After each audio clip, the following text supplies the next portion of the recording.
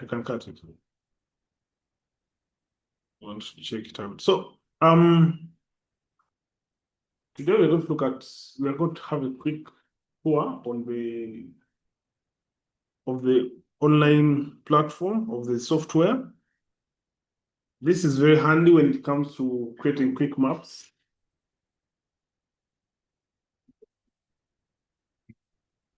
Model is not here. So it's very handy when it comes to when you're creating, let's say you have a quick kind of assignment and you don't maybe have access to your computer, or you want to just create something real quickly. You just have an account and everything is just stored there. So just go for ArcGIS Online. When you search for ArcGIS Online, it will show up this one, the first link.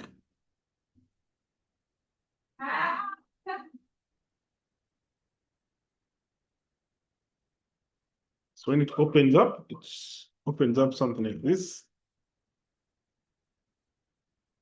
So for your case, you might have to first create an account. But for me, I'm going to come and sign in. When you come and sign in,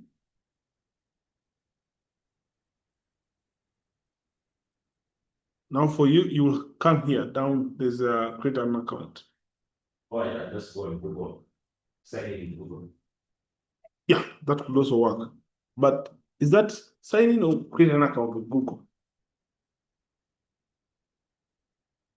Okay, well, that would be because they will ask you some questions also. There's some questions that they will ask.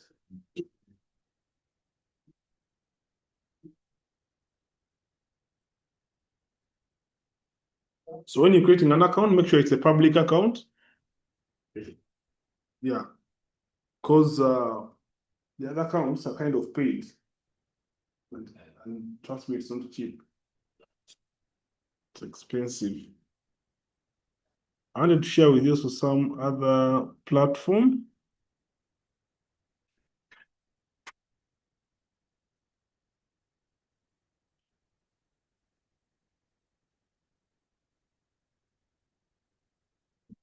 There's a platform called Class Central. Yep. This one is not so, it's not about GIS. You see, you can come and create an account with them. These guys have free courses, a lot of free courses that you could come. Not ArcGIS only, generic. So it come like, for example, courses, depending on what you want to get. For example, computer science, you can see a list of courses. Maybe engineering. So you see, and then you have robotics, GIS, CAD. Maybe you're interested in GIS, you go there.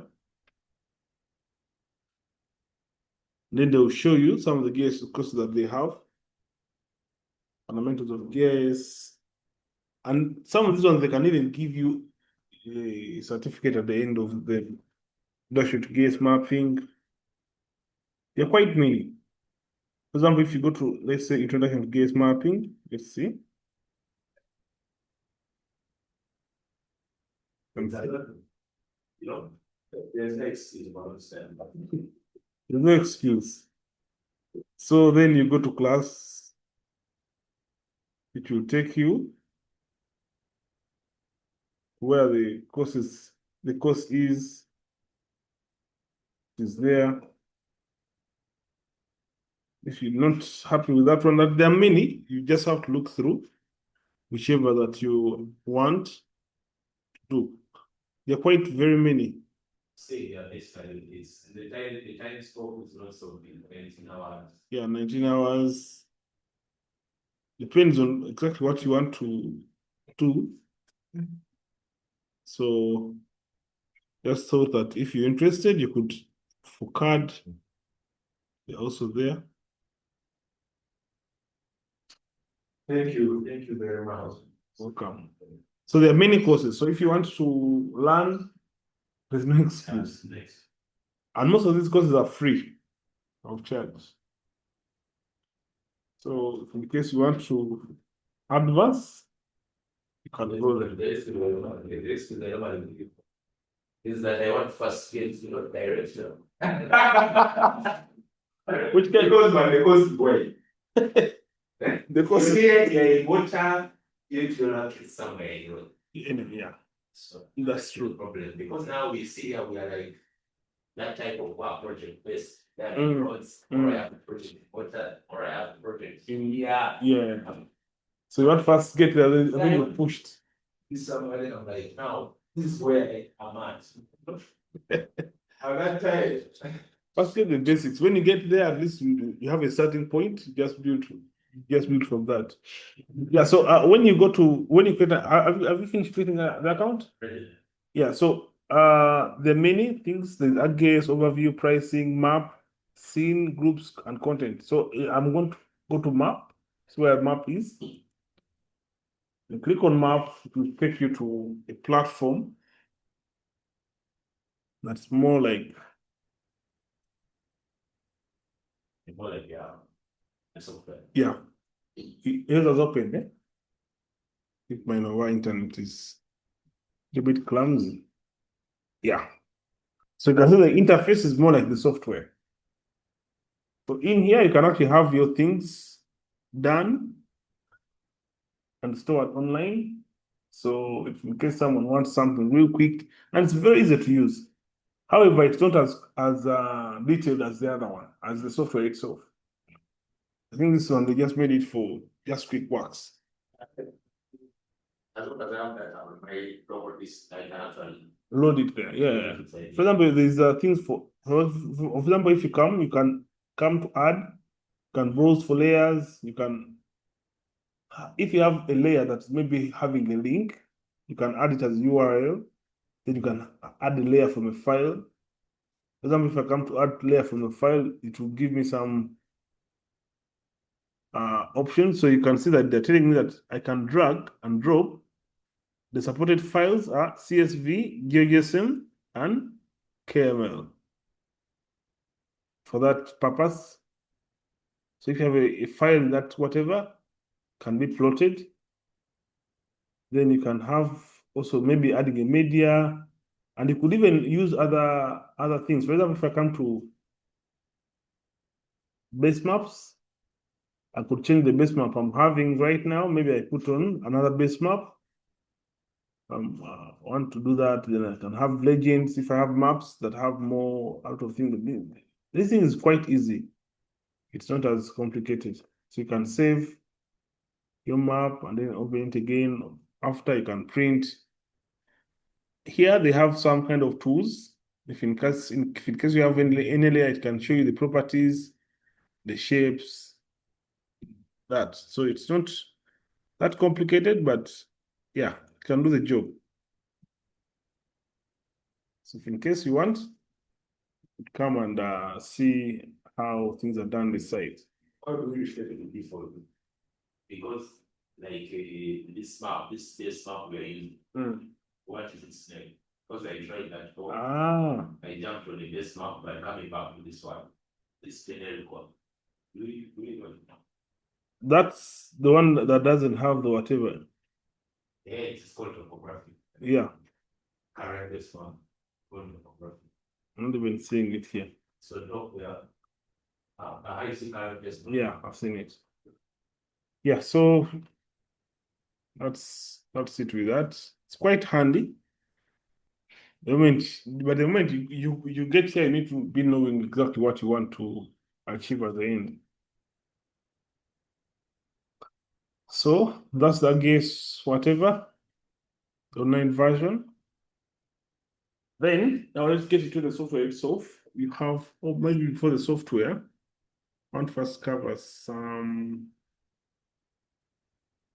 cover this slide. Now, this one, it's like the history of how ArcGIS has evolved. So as we mentioned, ArcGIS is quite an old software. It started in the 1980s. By the time it started, it was not called ArcGIS, it was called ArcInfo. You see the up there. It's called ArcInfo. That was the name of the software. And then it was developed in the 1980s. The data formats that it's used, for example, the way you see Microsoft Office uses for Word, it uses docs. Then Excel uses dots. Yeah, the extension. That's like the file format. These ones were called coverages. Coverages. Yeah. So the data formats they used were called coverages. Then, in that case, topology was required. What is topology? Topology, those are, when you could give it a try. You could give it a try? Topology. From the theoretical, of course, the logos, the science. This type of thing. No, it's not that. Topology, these are attributes of a feature that do not change under any circumstance. For example, if I know the fact that Uganda is part of Africa, that fact is there. Okay. So if I'm drawing a map of Uganda of Africa, I need to make sure that Uganda is inclusive of that map. So if I get that map and maybe try to stretch it in any way, even though I distort it, still the shape, still Africa will remain.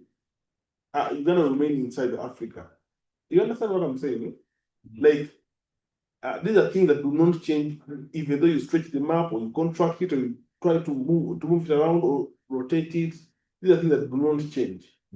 For example, it cannot.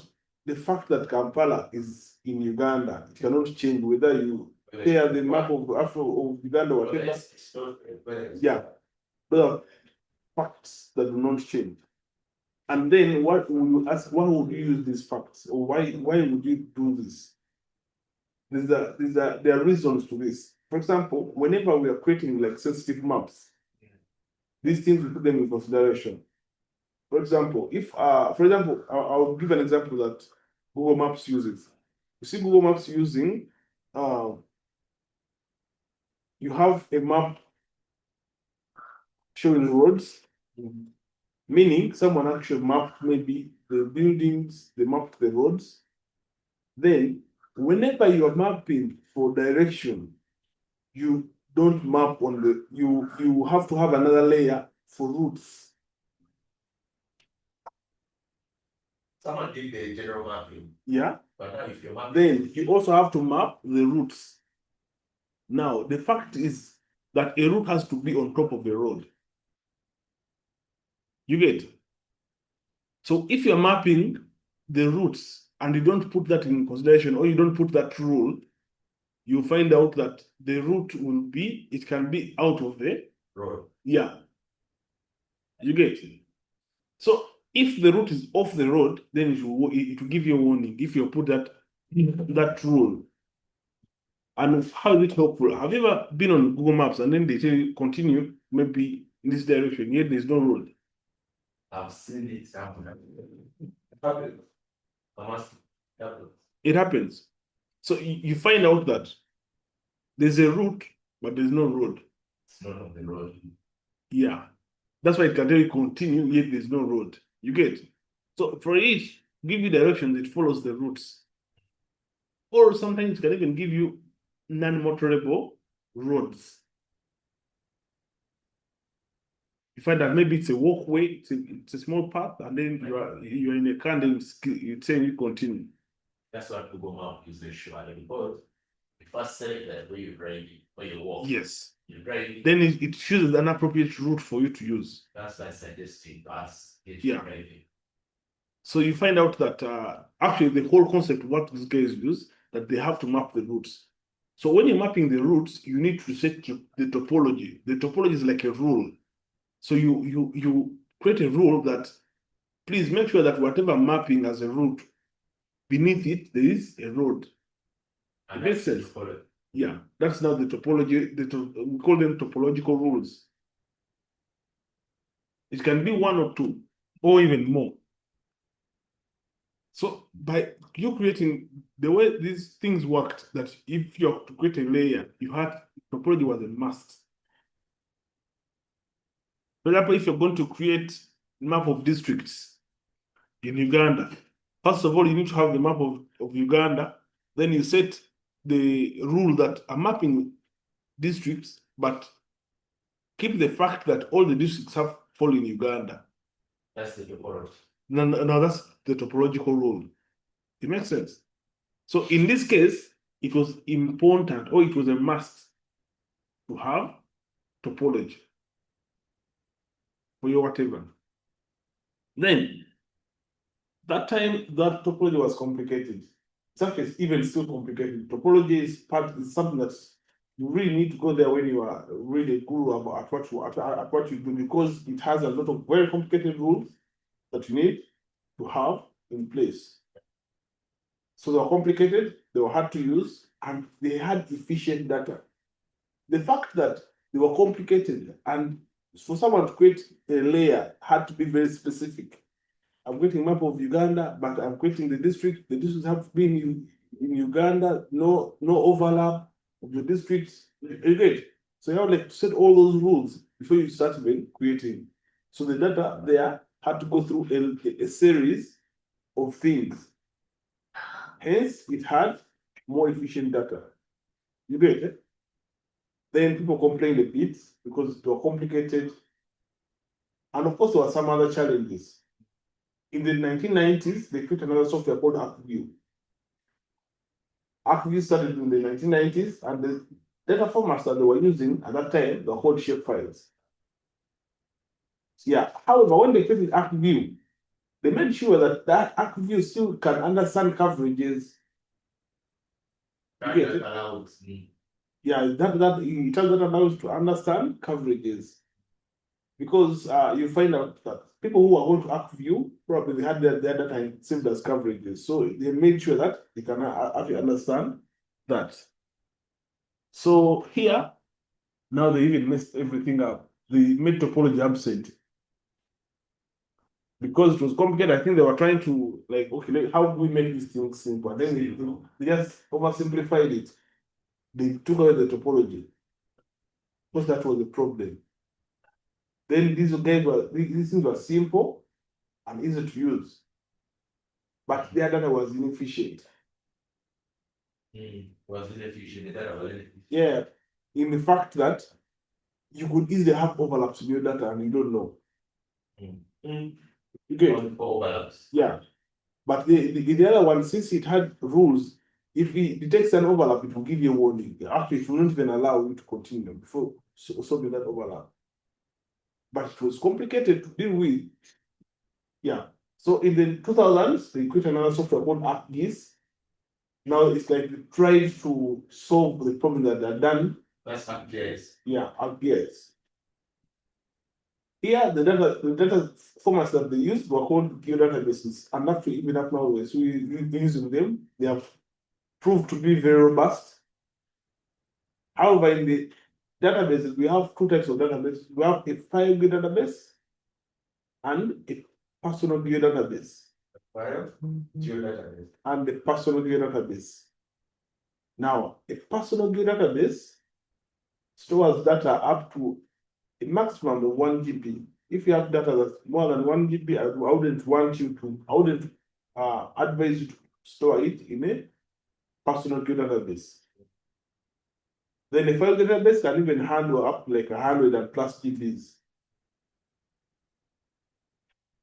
So whenever you're creating databases and you know the database is going to be huge or hold a lot of data, better to create it as a file geodatabase.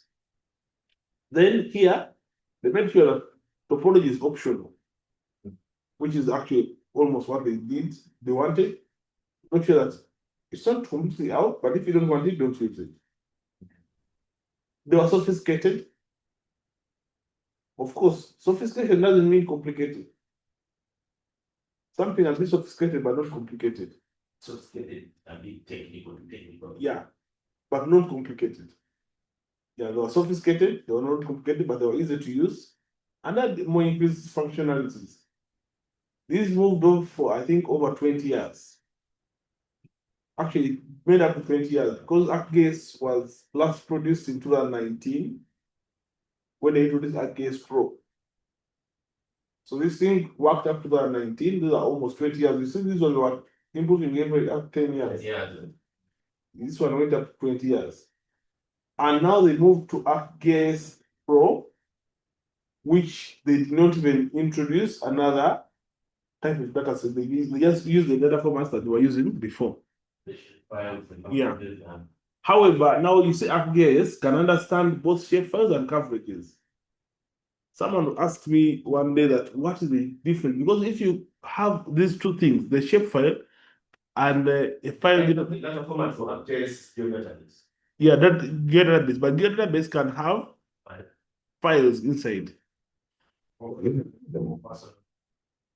Yeah, those are the two types of geodatabases.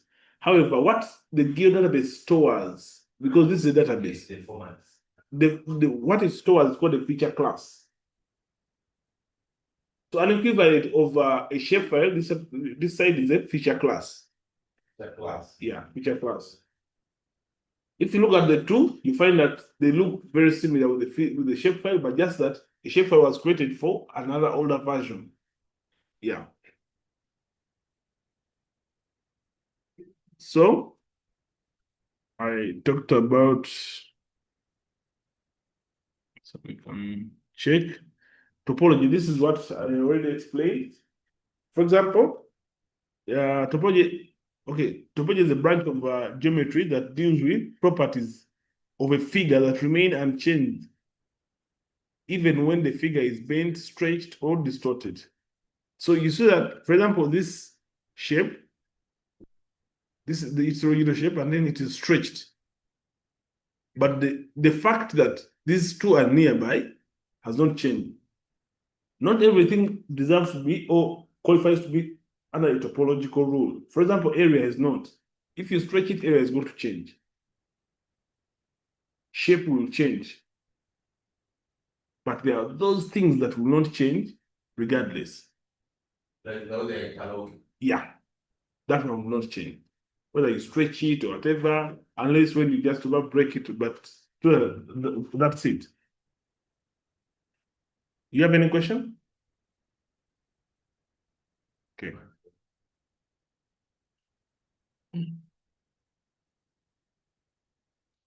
So we have what we call shapefile, what we have already discussed. These are points, lines. A point is made of just one point. Line can be made of two nodes or more. Then a polygon could look something like this. So you can have attributes. I think you understand what attributes are. Eh? For example, if you're mapping roads, you can say maybe you have 3 roads. This road is called Sapol Kagwa, maybe the speed limit is this. You can even have other information about the road. Then this is a University Road, speed limit is 60, Kampala Road, 30, depends on how, yeah. So starting at the option files. Now these are information that talks about those shapes. For example, if you're going to have a map of Africa or map of Uganda showing district, you can have each individual districts. Now you can have more information about the district, like the area, the population, the number of roads, health centers, whatever. So those are attributes.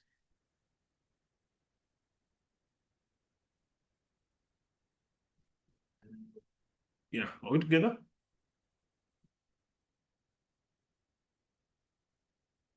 So we have, so I need to get you this one.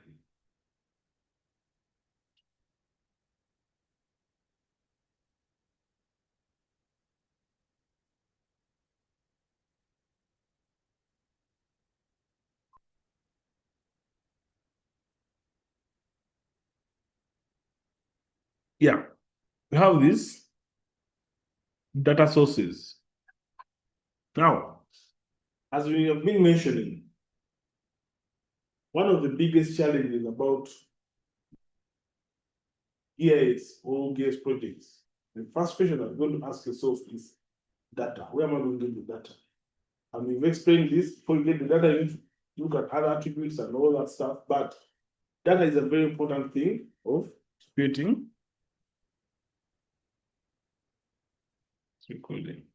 Yeah, that is a very important thing of creating for any project. Here I listed out a few data sources that you could use that are kind of authentic. For example, if you're looking for temperature data sets, there's a platform called the World Climate. They have global climate data. So the provider, these are the guys, and then the description, they kind of create for you. For example, here I just searched it out for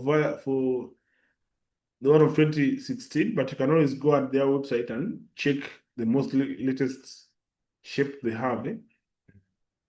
So these guys have an average monthly climate data that you could use. By that time, I think that was around this time. Yeah, but of course, this is very useful whenever you go to check a data center. First find out the most recent what they have. Yeah, the frequency data that the frequency of the data that they provide. Saying like here in Uganda, I go to provide material. No, I would mean a data center would be like a data provider. In Uganda, we have many. Macquarie can, I think they have a data portal. Those don't, they have a data portal that is, I think, at the GIS center. They have a GIS center. Okay, yes, Skynet is going to make sure to call. However, you have to buy that data from the meteorological center. You have to buy, and also it may not be as you may say you're going to work in a place like Kabarore, they may not have it because they may not have sensors there or whatever. But because some of the climate data needs, or weather data needs in situ measurements. The way of accessing it, that's the website, the projection method. I think now when you look at these things, now they make sense. Now, the moment you see this is not UTM. This is a geographic coordinate system because there's no UTM. And I can prove that by seeing the spatial resolution. You see that? Yeah. It's in degrees. So you know what you're going for. Then the frequency is annual. Every year they'll give you a data set. Then for rainfall, they have these guys, they're called the CHIMPs, or climate hazard group, infrared precipitation with station data. These guys have very good data. This is in the United States. Yeah, they're very good data, these guys. They actually can provide you up to every 2 hours. They have a data set for every 2 hours, I think. Let me check.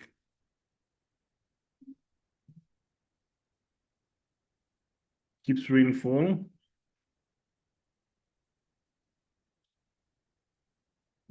For example, this is, I think, it. When you go deeper, they will explain to you some of the data sets, kind of thing they have. Now they have access. They have these are servers. Now when you access it, you will see how it displays this. You see how it displays. This is the server. Yeah. How can I see a scene and do those? Yeah, so this is how it displays. These servers, they have even I see Indonesia, global, what? So you can come here and see they have Africa daily, they have Africa 6 hour. So after 6 hours, they can give you a data set. 3 monthly, 2 month. So let's say if you come to Africa, daily could be a lot of data. Let me check monthly. Where is monthly? Africa monthly. So you go there. When you go there, now these are different types of data sets. You have bills, you have PNGs, these are images, we have TIFF. Now, whenever you're doing GIS, the images that we use in GIS, they have to be in TIFF. TIFF is like a file format for it. What? Yeah. Why we prefer that? Because these images can store location information, the TIFF images. They can store more than just the image. That's why it's always good to download the TIFF. So you would come for the TIFF, and then you can see they have data as far as 1981. See that? January up to 1981, blah blah blah. There are many. See, they have all this data. Right now they have 2025. We are still in May, so I don't expect to see May. I see April. Hey, it's April. Yeah, this is 2025. People are just wanting to update the database. Yeah. And it's free. Free. For example, if I click on this one, I can just use this as an example. It just downloads. No strings attached, no what attached. Fill in here. You don't see anything. Nothing.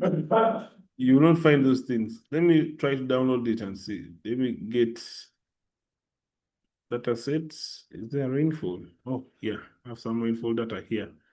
Let me call it May batch. I want to save it under here. I think it's going to be saved there. This for last month. Maybe I could download like 2 to compare. Let me say for last month and March.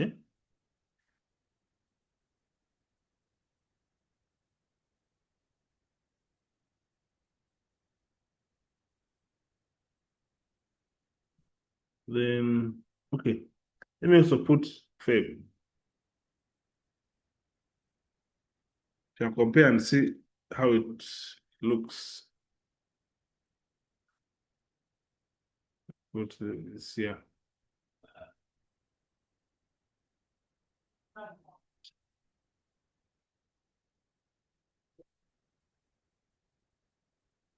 So it's downloading and it's free of charge. You can really always come here. However, before you download, you need to first check their things. You don't just download. Yeah. Check their things. The information here they're giving you. Because here they will give you the resolution of the data set, how frequent it is. You get it? And why they collect this data.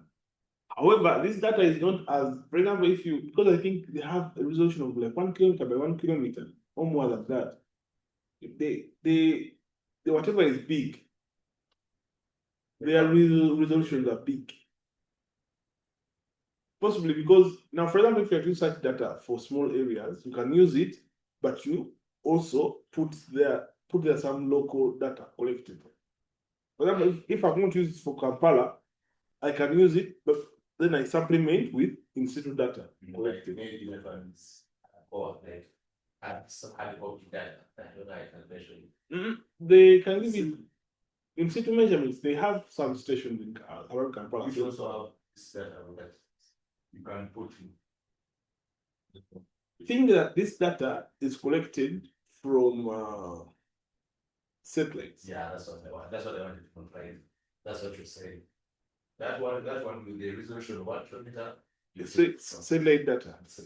Now you need to supplement it with in situ measurements. In situ measurements are the measurements that are taken on the ground. Yeah. So those are other measurements that you can use to supplement the other data set. It's not that it's not accurate, but it's not as detailed.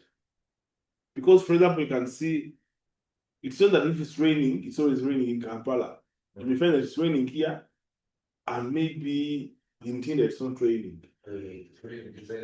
Yeah. And if you try to put one box, it could cover like from here, or it can even cover from here to like Chanja. You get, so you have one value, yet it will not be that accurate. You get my point. So you need to supplement it. So, sorry? Okay.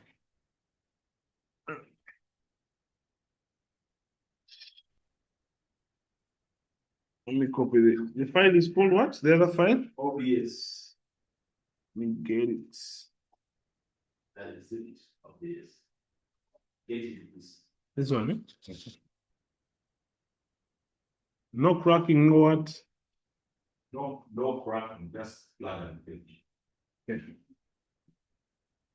Let's put it there.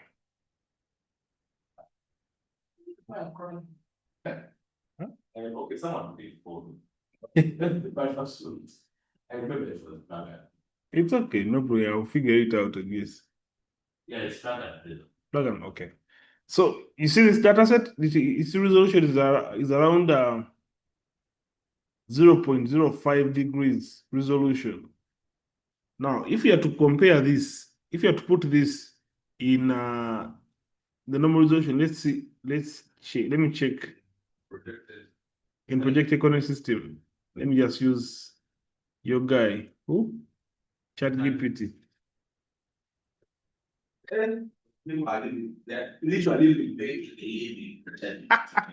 Yeah, probably.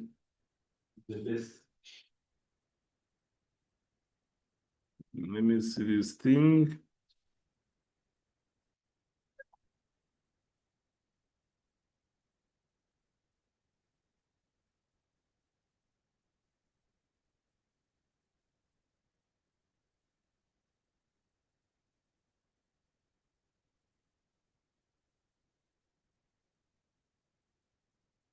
I'm talking too much.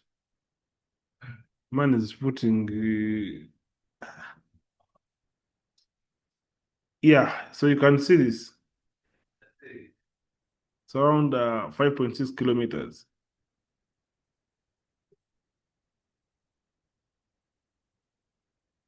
This is at the equator. Oh, okay.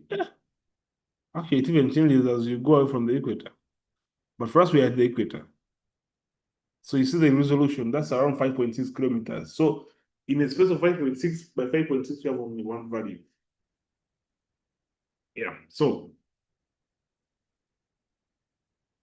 that's the issue with it. But if you're going to map the whole of Kampala or of Uganda, probably that works. It's okay. The pixel stays one color. Yeah. Like let's say it's red and blue, or I don't know. Too much rainfall is like that blue. Yeah, you can actually change. You're going to see how we're going to play around with it. So for soil data set, there are these guys called the harmonized soil database. They have their data set, it's also there. And these guys can have it as a resolution of 1 kilometer by 1 kilometer. You have the elevation. These are digital elevation models. You can get it from NASA. NASA, they have a whatever. It's called USGS, Earth Explorer. You can even this Earth Explorer. You can download data sets. For example, say the images. This application is currently under maintenance mode. I think they are trying to do some maintenance on it. Yeah. For the most data sets for measure climate, rainfall, yeah, digital elevation models, soil. Yeah. Those are the most important. Depending on the project, still. At least these are you have to be knowing the source. Yeah. And the one I've given you right now, it's actually a 12-meter resolution image for elevation. That's like very good for Uganda. 12 meter. Actually, even getting it, I got it. I got it. I grabbed it from some guys. Just grab it from some guys. Because they're not giving it for free, so I just kind of found the one getting it. But 12-meter resolution, someone can pay for it. I'm actually getting it. It's like really good. So this is for land use land cover. Yeah, I can get it from these guys.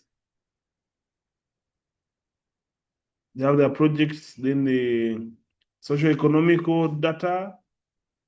Yeah. You can get it from the satellite. Yes.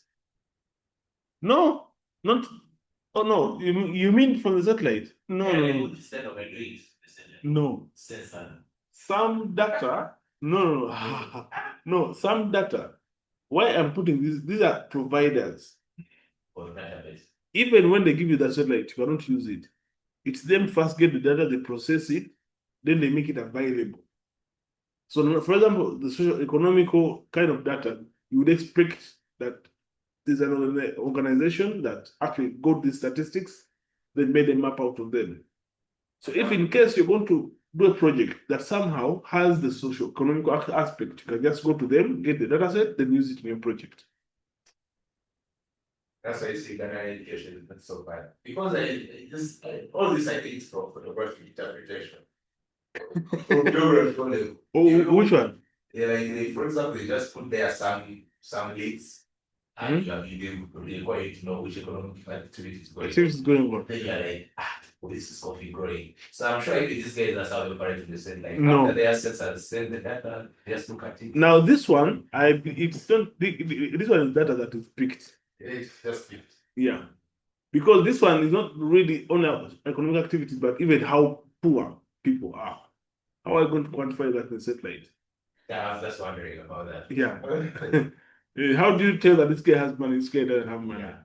So, unless also there are some indicators that we could use.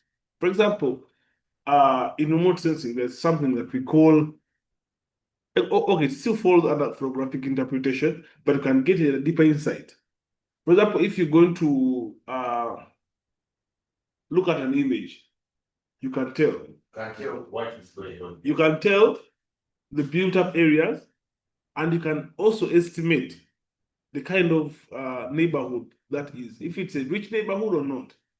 You find that rich neighborhoods, you find houses are a little bit spaced. They have kind of space. You find a house, another one. So they're kind of planned. You have roads that are really okay. Then in a slum area, you find that the houses are really scrambled. Yeah, you can tell. Yeah. Then if it's a village kind of setting, you find that maybe the houses there, they are really very spaced, and also they're not as good. Yeah. Then you find gardens and all that stuff. So you could kind of have an insight of the data. You have some. Yeah, but you may need to have some in situ measurements still. So there's some type of data that we could use. So let's just head over to the software and we do some. So can I give you this data set? The one I've downloaded? The one for the rainfall and the one from sheets. Yeah. It's in under May batch, but when you get it, try to extract them. Let me extract them here.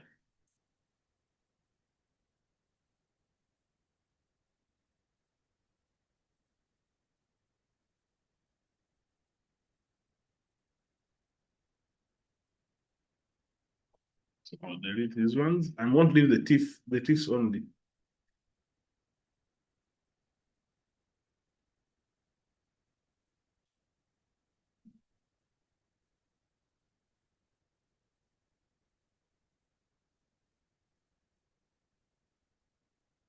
So you see they're already showing like images. But we're going to have a look at them in detail. So for example, just like the way we downloaded that data, I just head over to my software, ArcGIS Pro, open it.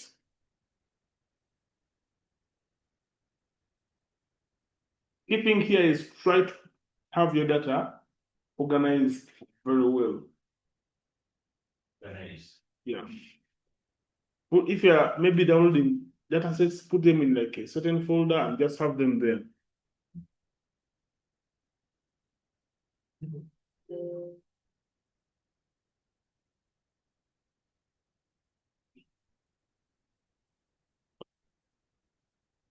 So this, maybe before we do that, this is the data, the whatever that we discussed. We stopped here yesterday. Did you load the map? The way I loaded the map, I came to the catalog, then I checked the folders where I saved my whatever data set. Then under the GIS workshop database, then I found administrative. Under there, you find many kind of things there.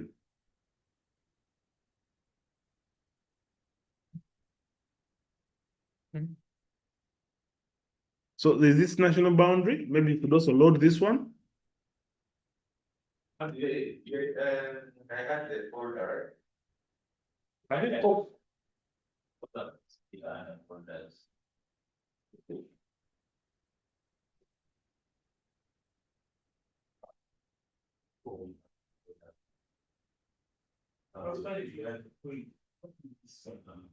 Something. Yeah, yeah. Where's that folder? And then.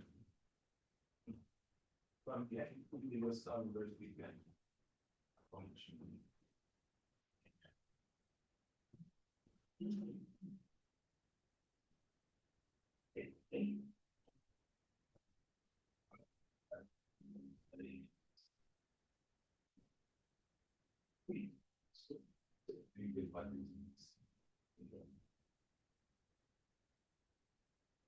Oh, no, just please. That is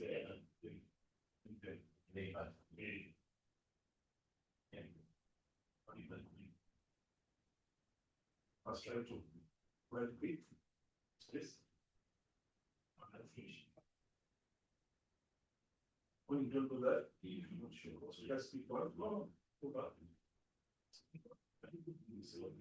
You could link this time or something.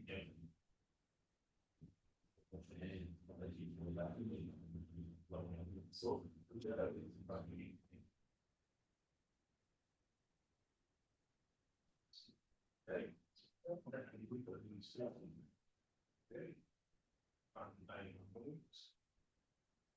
these weeks, I was doing one.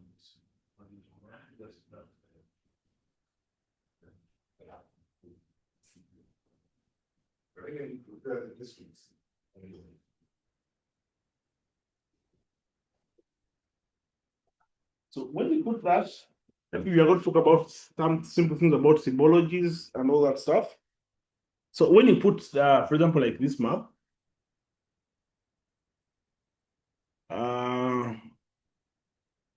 you may want to change the colors. Colors may not look good. Whatever, that's under symbology. That's symbology. Yeah, you can right click on the layer here, then you head over to the symbology tab, which will open here. For example, if I'm not happy with the green, you see that? I can come to this green under gallery. So I can maybe can make the boundary a little bit like this. It is hollow. It is hollow and having a black kind of outline. If I don't like the color, then I can come to properties, then I change the color of the border. If I want to change it for this one, I just click on it and activate it. Then I come back to the symbology. I go right there under gallery. I could, for it, make it a little bit, maybe a small black outline, maybe, and also I can change the color to a color maybe like red or white. No, let me put like red, probably. So you see that. So you can also try to have that, try to make some changes on the colors.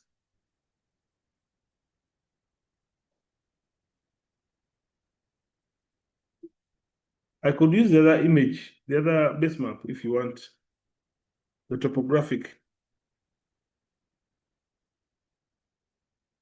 Because I saw you are using the topographic one.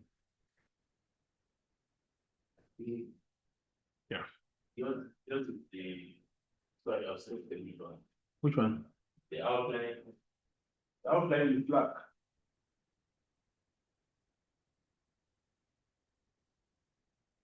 Okay. That's about me. We can give this to not begin.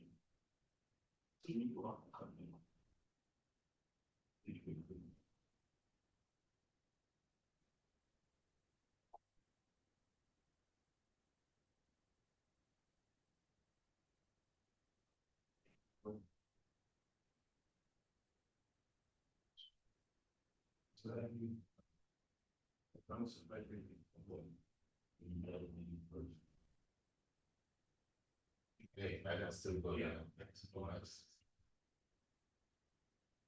This one.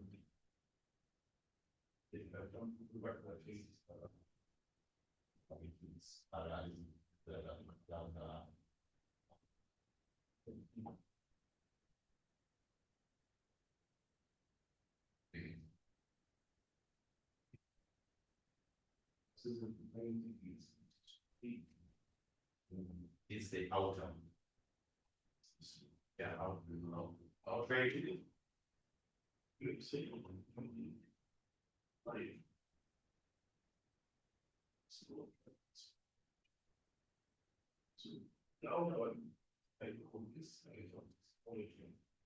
on our national boundary. So they put on each week on the something. That's what this game. So it's like, is it? But and then you have now when you're clicking the chip, with attributes, the attributes. So you that must see these are so it must see. Yeah, that is really everything we have about that. So you can even put another district check. You check it.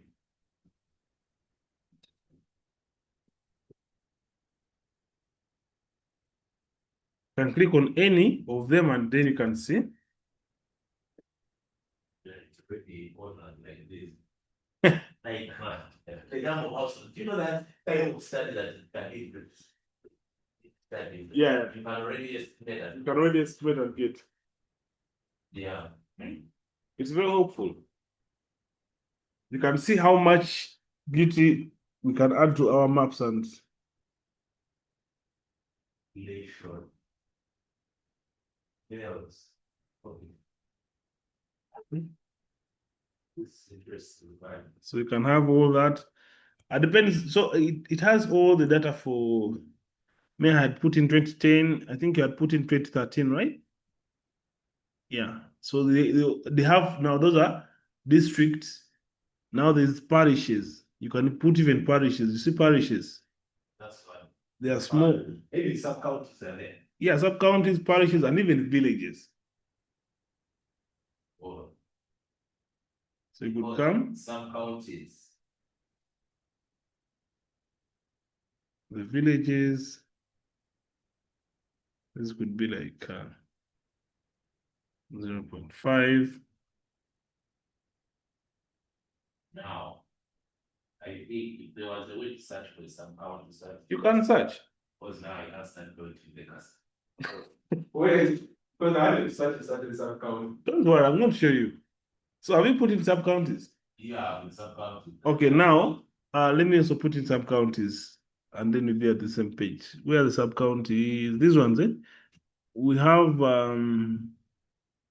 you need to be very careful. They have dates, eh? Sub-county. Okay, let me also put that. So sub-counties, they're here. Let me check in the symbology. I'm also I want to put it as outline. Let me make it maybe color like this. This is going to be like 0.7.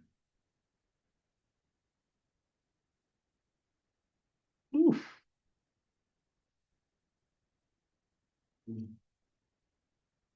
Okay. It's now shadowing these districts. Let me make the districts. So the districts, as long as the graph and less than normal, the districts are there, it's about. They're all there. Let me actually even change. This is going to be 1.5. Just try to make it a little bit thicker for the districts. Then for the sub-counties, I'm going to make them a little bit less, maybe that color. So that's it. So when you're trying to search, I could bring the sub-count like this is here. So you can feel like you can see all the information all the information is there, but you can feel that you can actually see the districts, then the sub-counties, then the whatever. So if you want to search for sub-counties, you see, I can come to the sub-county, this one, I right-click, then I come to the attribute table. So under the attribute table, there are a lot of information. These are, you see now, object ID, shape, sub-county, then the district, then the shape length and the area. You could come to the shape, this is where you want to have the search from, right? So you could come and say select by attributes, because these are attributes. So you can select by attributes. So it can open up. So it's going to create a new selection. So it's asking you which column do you want to select from. So I want to select from sub-county 2013, which is this. This is going to be equaling to the name. Which name are you searching for? Why are you B-A-Y? Rubaya. So when you apply, I think it's there. Yeah, I just need to come, you see down here, there is this one shows all rows, then here shows all the selected one. It is here. If I double click on it, I will see it. It is this one here. Isn't it that one? It is in the Horn of Africa. Of Uganda. Isn't it that one?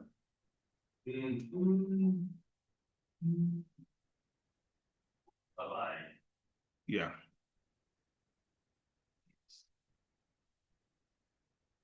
So you can search by attribute.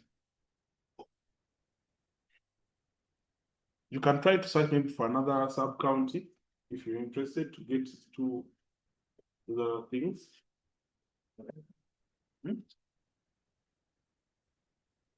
The districts. I was trying to make it like how you have done it. Yeah, but it's not coming in. Because I've done the districts. I know from school. So there's many things. No worries. Just drop this to speak. Okay. Already that saying about the some volunteers like attributes table. Or attributes table is the one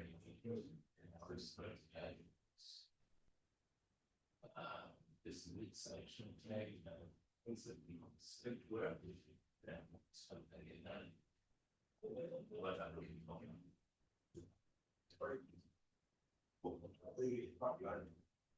So okay. So becoming actually second growth tweak to growth things on that yeah.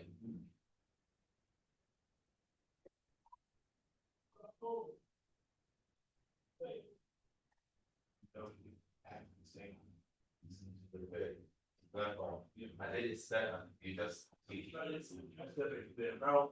Yeah, there you go. Seven contributes to one. Just tweak them. But if I click on this, it's going to create this because it shows on top. You get it.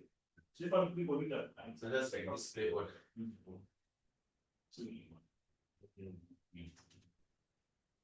Very important. So that's it with that. I don't know if you have any questions with that. Yeah. So,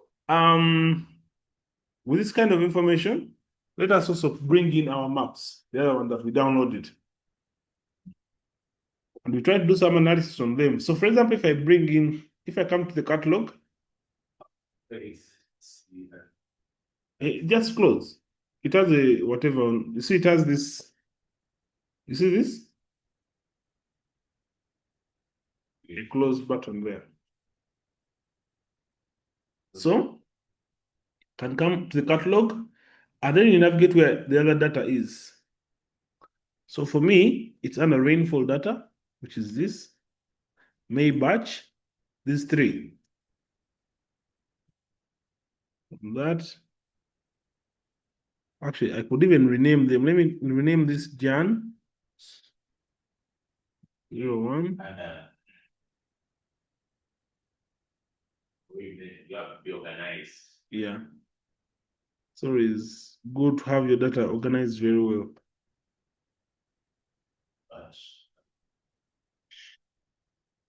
02 Feb, then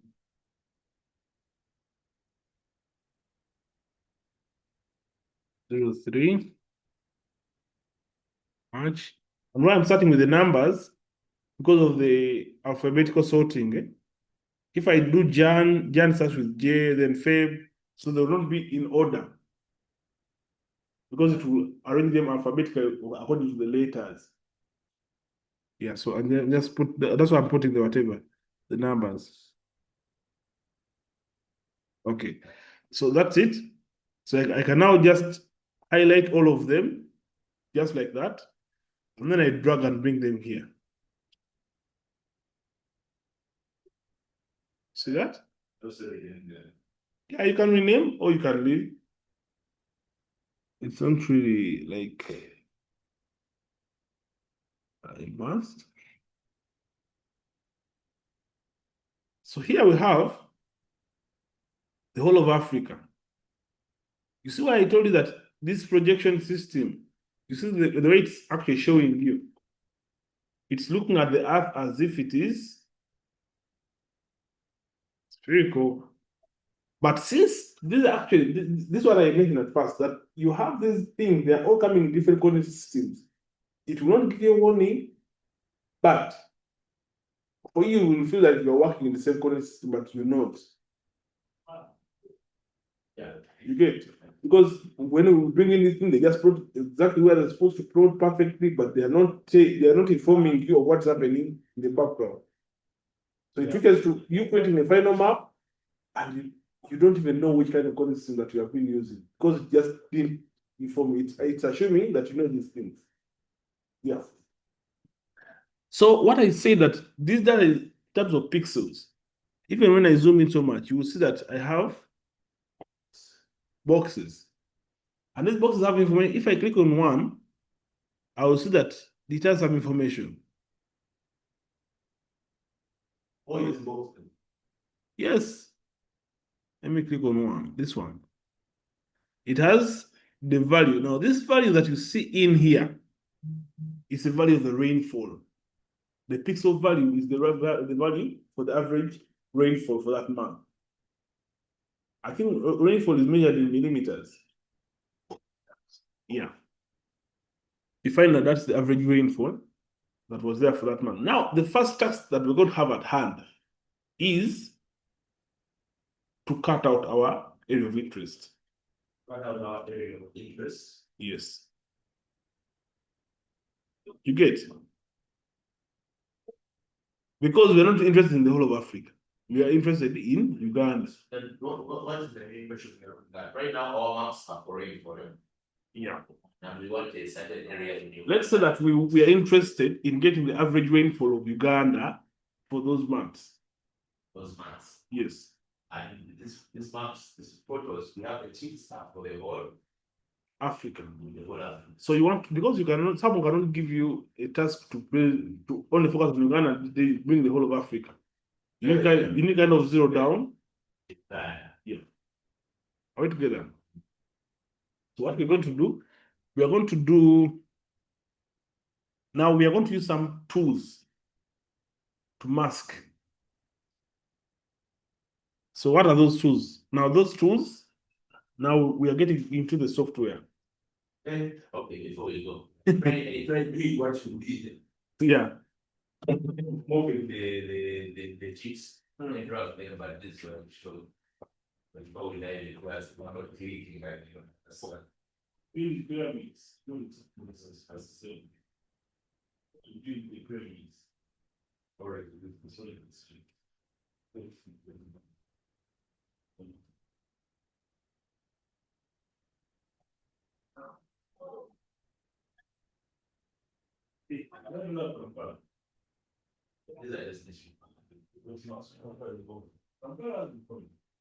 you got it there for that is stuff. This is the one.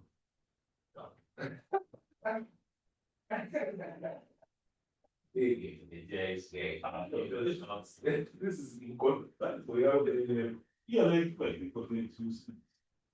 Actually. We're going to this long one here. But if you catch, if you look at this shape, you can tell it's it's kind of weird and high resolution. But it's all not there. But I don't know why it's not appearing. But it's Okay. Mine is broke out. why it's but it's okay. Let's just that's another thing. So let's see. Now we're going to perform some calculations, and this is what would happen to you even when you're doing a real project. So to do that, as I mentioned, that you need to know the next step. Next step, just as we have said, is to zero down to our area of interest. Now there are tools that are going to help you do that. They're what we call the clipping tools, masking tools. These do the same things, but differently. So when you want to zero down, you are trying to extract. So you can extract by the clip. So to go there, we can come to the analysis tab. You see the analysis tab? Then there's tools. When you open tools, it opens for you a tool called geoprocessing. Make sure you pin it. You're going to be using it a lot. So if you know the name of the tool, you can just come and search. So if I for example, I say clip. Now, when I search for a tool, there's some information talking about the tool. So this one is a clip. It's found under specialized tools. Meanwhile, those tools are found here. These are all the tools. There are so many.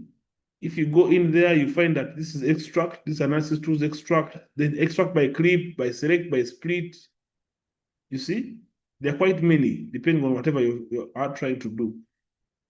But if you want to just search for a tool and just come there. So that one is there. Then there is this extract input features within a specified polygon. You can see that it's the same name, but they are very different tools. And that's where where they even found is different. You see this one under spatial analysis tools. This one is under geo analysis tools. This one is under data management, clip raster. And remember, we are clipping a raster. Here, raster data is these are images. So the moment you see images that, okay, data that is in pixels, that's raster. Together. So you can use this one of clip raster. When you click on it, I can put input in raster. I can put in, for example, Jan, output extents, the one I want to use for clipping. Okay. I can use the national boundary. I can leave everything the way it is here. And output raster, this way it's going to save it. I can maintain a clipping extent or not. Let me first leave it the way it is. Oh. Let me just maintain the clipping extents. Then I run. I won't show you what the clipping extents mean. So it's done, but we don't see our work. Let me first switch off these things. So you see, what it has done, it has cut out January. This is January. This is the January at first. And has cut out where Uganda is. You see that? But it has cut it out. There's a reason as why I've cut it out like this. And what's the reason? Remember when I told you that this bad resolution can have a problem when you are trying to cut out edges. They may not be smooth. You get?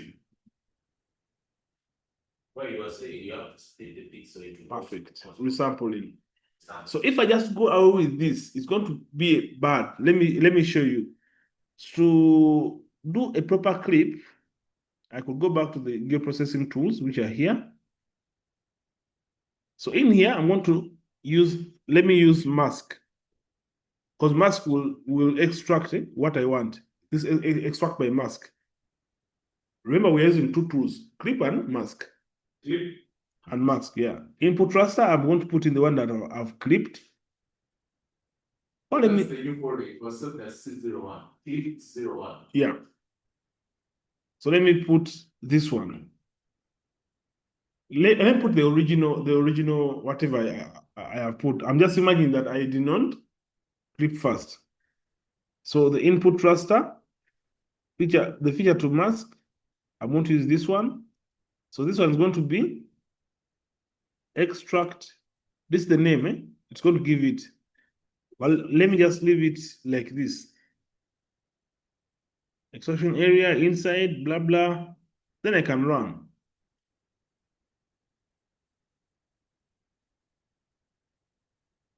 You're going to see.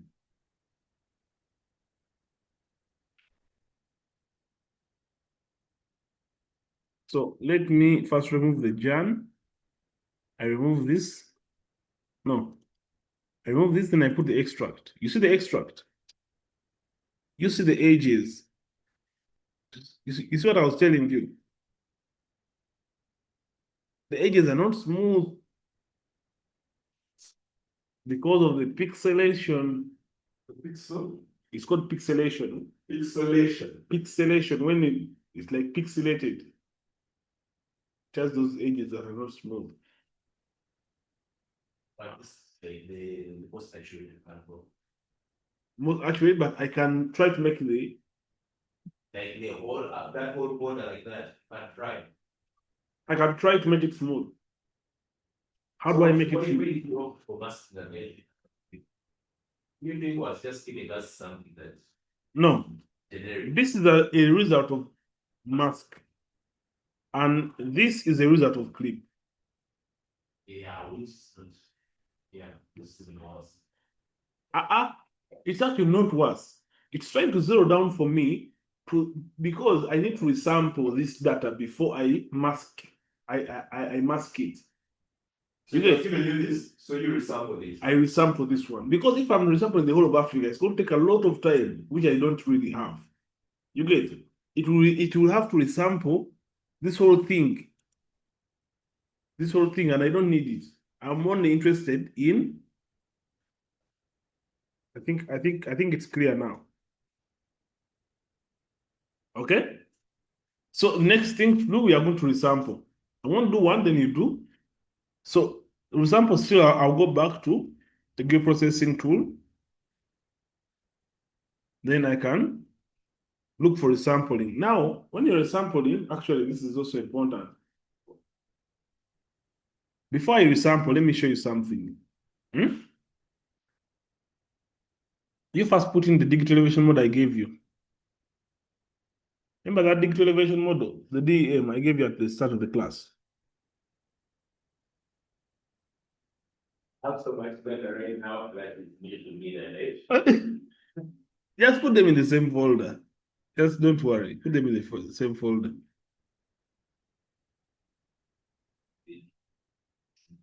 This one.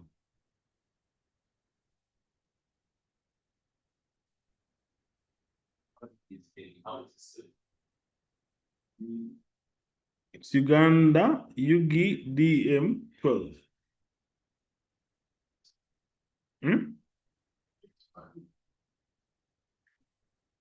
Okay.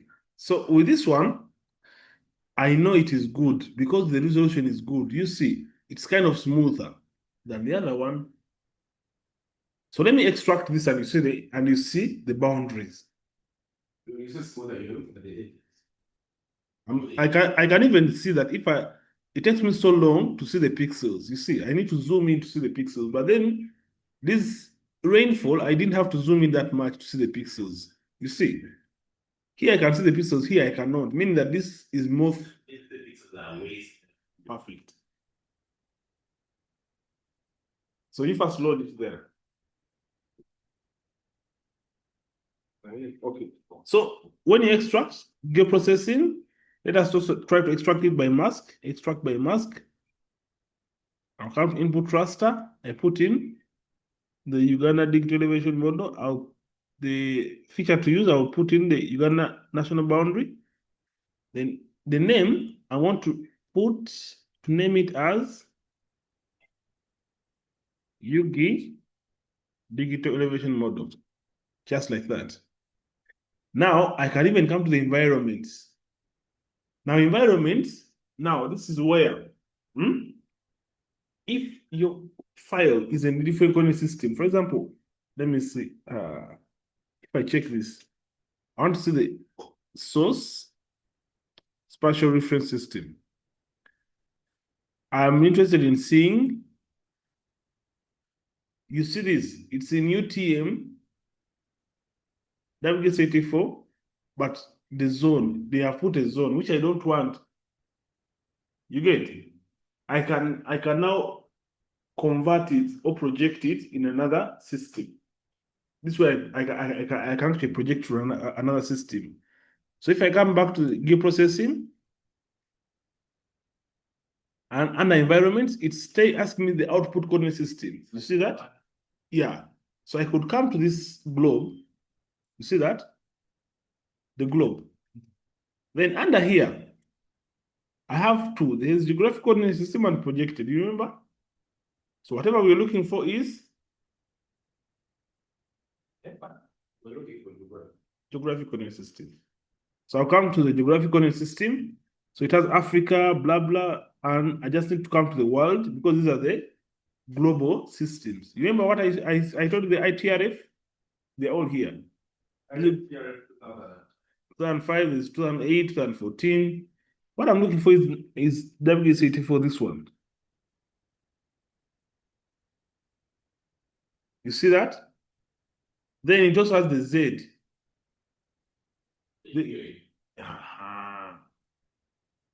That's why I say that the two, perfect. You actually have a very good memory.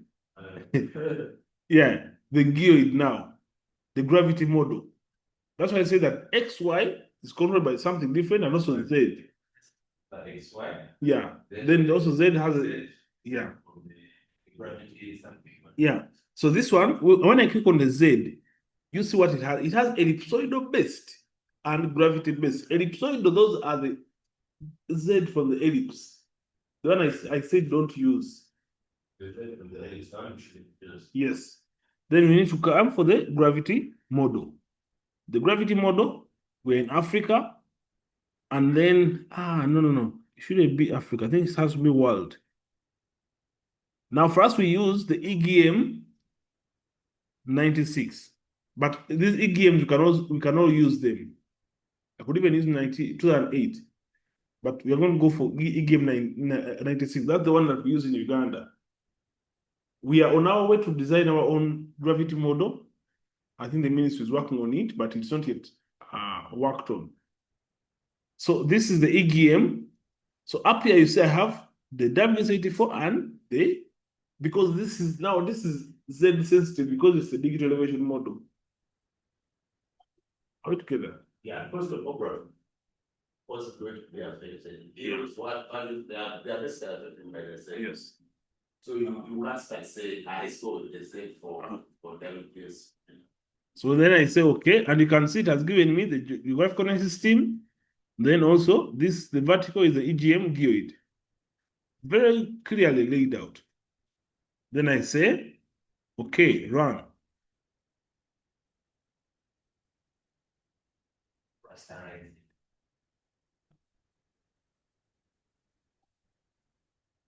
Is it complicated? Then you know when to use the Z. Because now it's the DEM. Why you feel the Z is really so important, so you put the gear. For example, if I'm doing rainfall, there's no need for you to play with the Z. So you leave the Z blank. You can just leave it blank.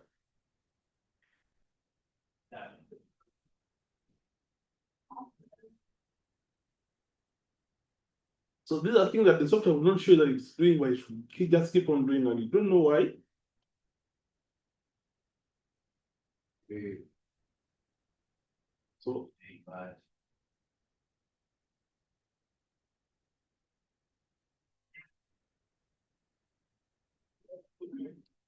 this file is heavy. You can even see the weights the longer it's taking. I'm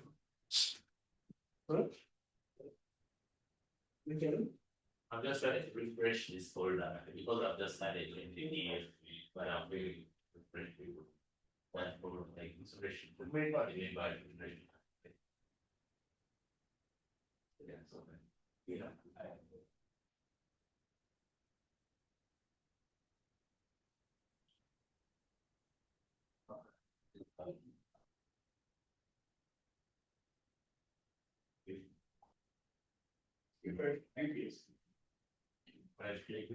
You go to your process, the forwards.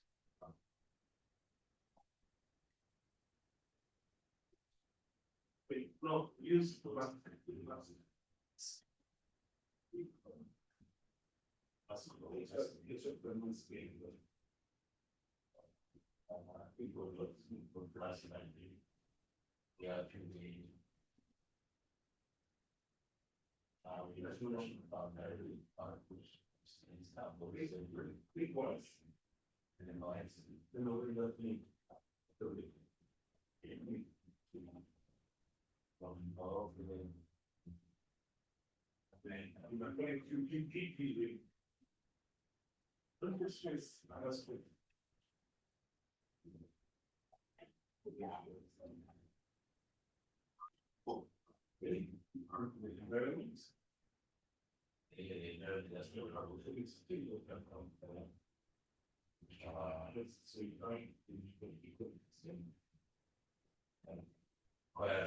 Let's go down.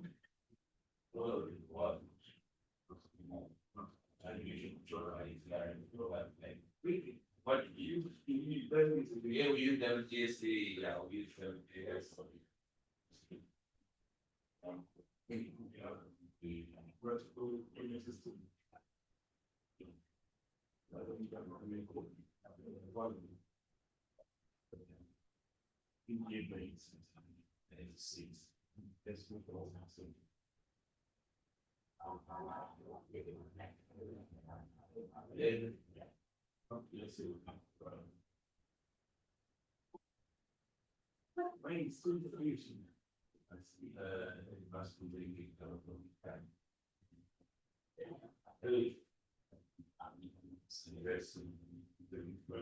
it's very good. It's 12 meters. That's quite very fine. This is serious. One has to recap this whole session. Because one need when you are looking at this. No, that's good. But you see, whatever we are doing now, we are trying to do like a real project situation, whereby maybe someone can. Question to like the rain in Uganda. Rainfall in Uganda, but this is the moment. Yeah, rainfall in Uganda, but the process that we're going to go through are almost similar. Yeah, all the same. Yeah. They're almost similar. You're going to clip then whatever. Now, whatever you can get from here would be like, because you can compute contours from this side. You can get surface delineation. You need to have a digital elevation model first. So this is how you develop the digital elevation model. It's already developed. You just now clipping it to your whatever. The way you develop it is by interpolation. We shall also go through that in another session. Interpolation where we bring in the CSV, then we plot it, which you basically from that CSV, someone collected all that. Yeah. Even when you in the UEDCL, you are going to find out that they're going to give you these CSVs. For the whole Uganda. Depending on the project, because there have been several projects. Yeah, the project. Yeah, depending on the project. Yeah. We can give you the plot. Then how you plot, you need to plot in. Mine is done. Let me first see this. I remove this and this.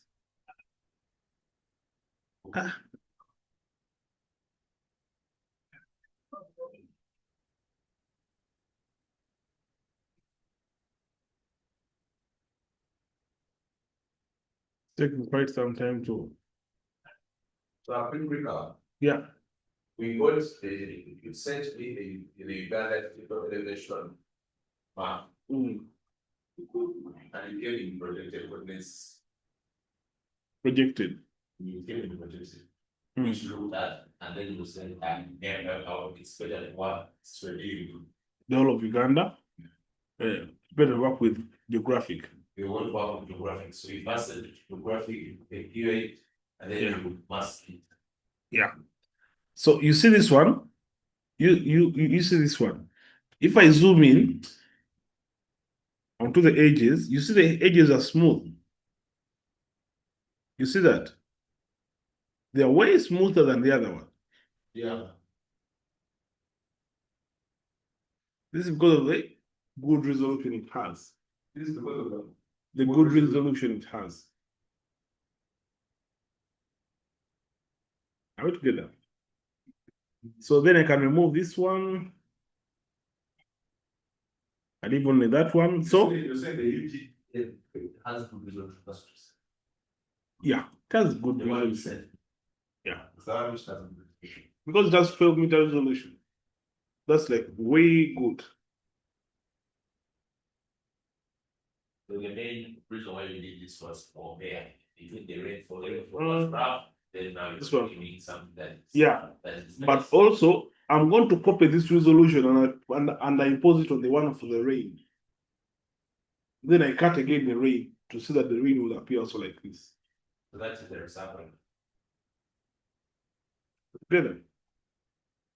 So to resample, you again come back to the tools.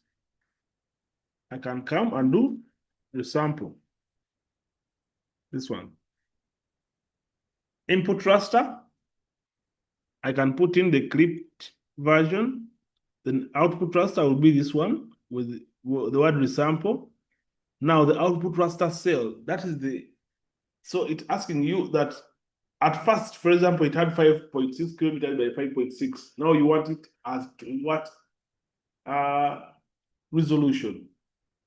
If I already have a file that I want to copy the resolution from, I can use that, which I already have. I can come here and say, please make it the same as UGI DEM. You see, at first, it had, I don't have, let me first go back. No. Okay. It had, I was doing this. You see, it had, these are in degrees, remember? These are in degrees. Yeah, because it's in degrees. These are decimal degrees. So if I make it the same as this, you can see that it gets smaller. You can even see that the exponent is getting smaller.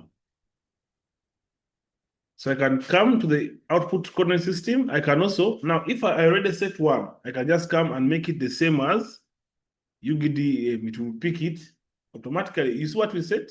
It's already picked here. Then I run. Yeah.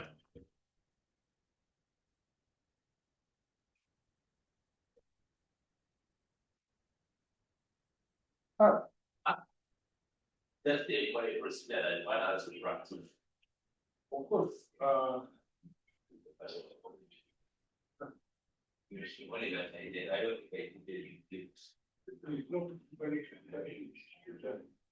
so I guess that would be I guess that would be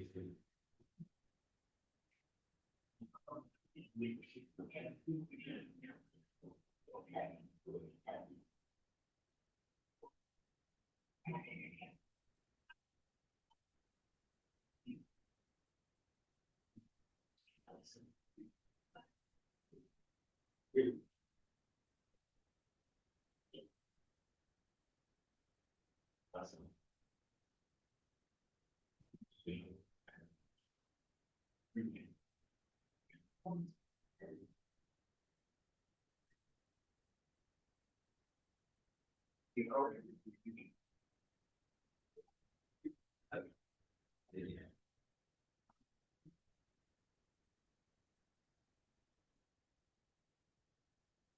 Yes, it is. Yes. Yes, we pay that. Okay, Chris.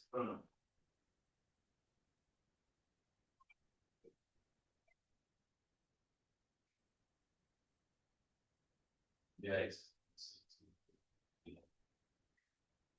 it's about the book. Give somebody.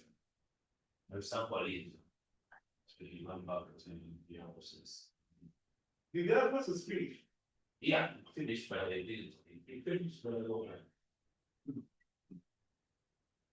You can, somebody. So.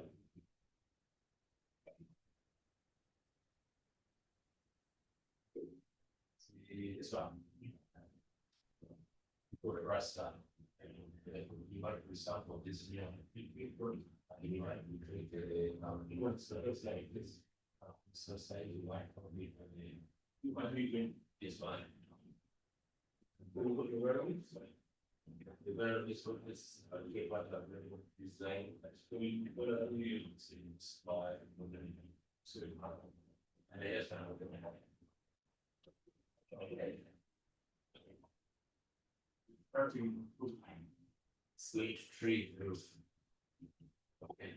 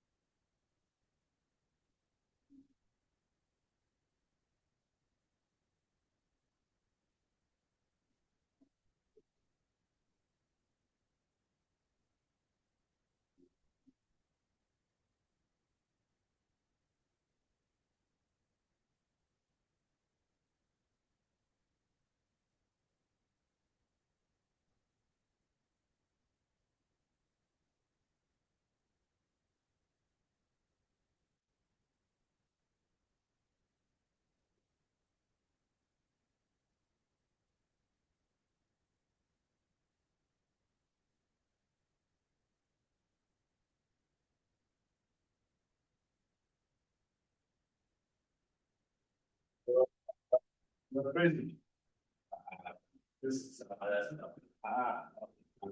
problem. So I think it's done. Is yours done too? Yeah. Okay, so let us clip our mask rather. We mask it. Okay? You're processing, then you type mask. Yeah. So you're going to extract by mask. But what you're going to extract is going to be this one that is resampled, the rainfall that is resampled. Eh? Yeah. Then after you will put input mask feature, put the boundary. Yeah. Output raster. This one I'm going to call it Jan. Input 01. Mine is Jan. Yugi. Just keep it there. It's too much. Why? You see that X? The name starts with an invalid character. 0. Let me just start it with this and see. Okay. We'll put 01 here.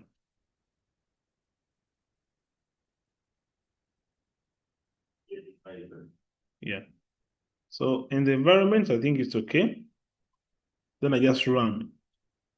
This shouldn't take a lot of time because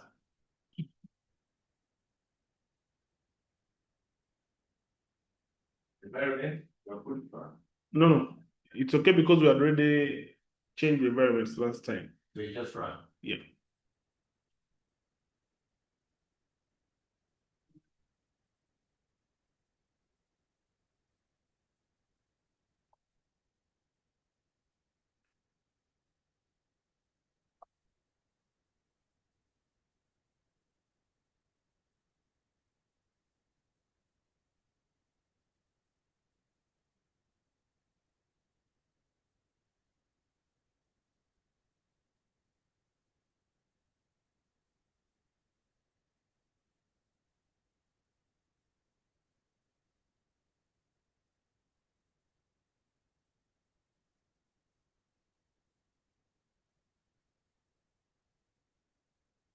Get done. You're going to see that this one is going to look a little bit different. Eh? Not going to be that square. Yeah. Actually, let me even remove the square. The square is this, where is it? This one? Okay. That's the sound. Yeah. No, this is the digital elevation mode. I will just switch it off. This is the one. Let me. These are the. Not yet. It's not yet finished. Let me remove the clip from here. And also the extract. Hey, no, let me leave the extract for comparison.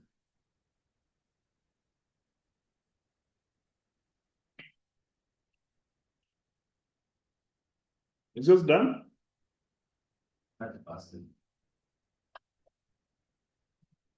Okay.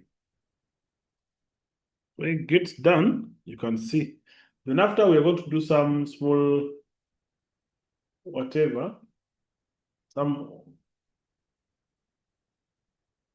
math.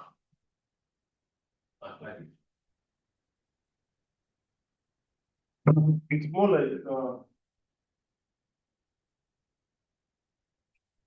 like we have the elements. You have, so that's Jan. Okay. You have another one.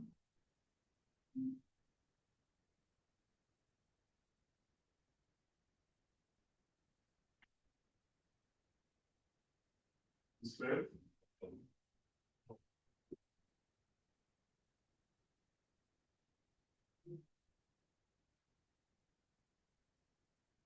Much. I'll maybe stop there. If you want the average rainfall, now what we call raster calculator. Raster calculator. What it does is it can get some statistics out of this. for example, average rainfall would be adding 1, 2, 3. So we have Jan plus Feb plus March, right by 3. You get writing that. Then you get the value here. This, for example, this I'll focus on the corner there. Maybe if this is 4, okay, maybe 20, maybe 19. Fastest location. For the same location. So if you get 4 plus 20 plus 19 by 3. Then it creates another image. This will be the average. Makes sense. Yeah, it makes sense. So this will be the average. I don't know the answer here. Really divided by everything. I mean, very city. That is 4 plus 20 plus 19 divided by 3.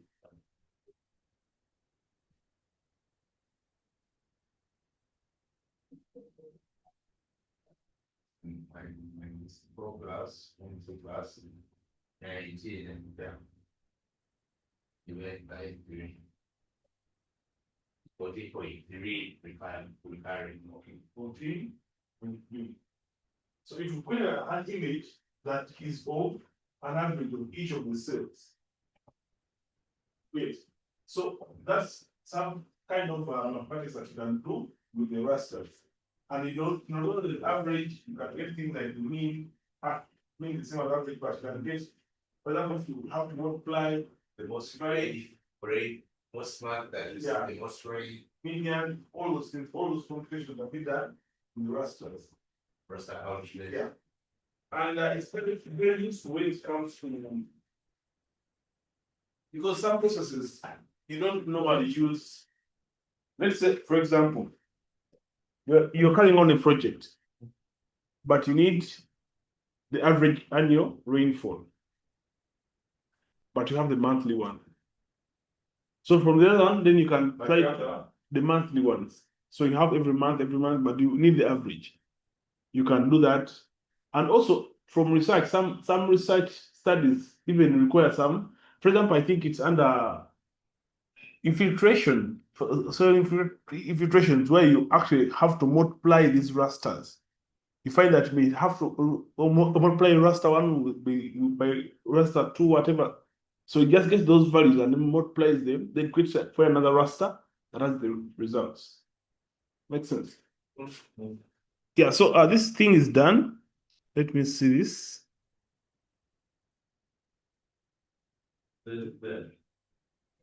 Which one? The post sign. So you can take that down. Okay. That was its forward. It's still going on. Yeah, it's done, but I think it's still. I named it what? I named it this. Sometimes it takes. It's actually, I think, still loading because I don't even see the. It's done. Very nice. Quite great. But you can see the ages, they are better, way much better. Actually, let me. You see that? It's still getting clearer. You see that? So you compare that with no. Without age. Which one? The clip. This one. This. So compare that.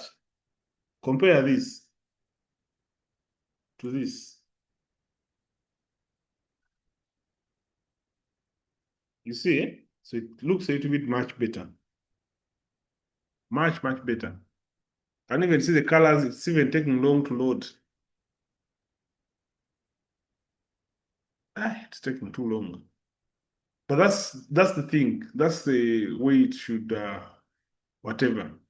That's how you resample. But what does not change, if I zoom in very well, you see that the squares, the original squares are still there. They are there, but just because they're smaller and having the same value. Makes sense?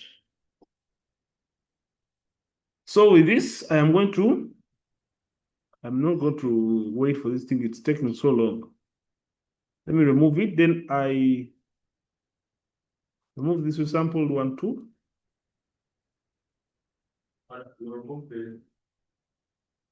I'm leaving this one, the extract, the one that has rough edges.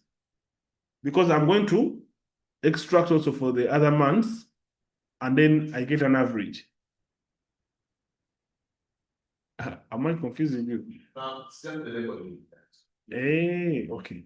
Because I also really wanted that. Okay.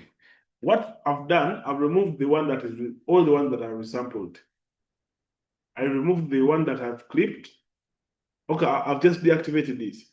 Okay, this one here is relieved here, which is extract. Still from UGB. This extract, remember the one I did, and then I told you it doesn't have sharp edges, just like this. Yeah, it's rough like that. Yeah, that's the one I've left. Because it's not from UGB. Yeah, this is the extract from the one with rainfall. From rainfall. Yeah. Mask, but not green. This is the one with mask. Yeah. And why I'm leaving it there, because the other one was taking longer to zoom and whatever. I just want to work with this one, chap. So I'm going to do the same for these other months. Yeah. You get it? So what I'm going to do, if you have many, you see, you may not do one by one. If you have many, okay? So I can use this tool, but the way I use it, I right click on it, then I open the batch. You see this? Batch. So in here, I can put in the input raster. Make a temporary batch tool. Wait, input.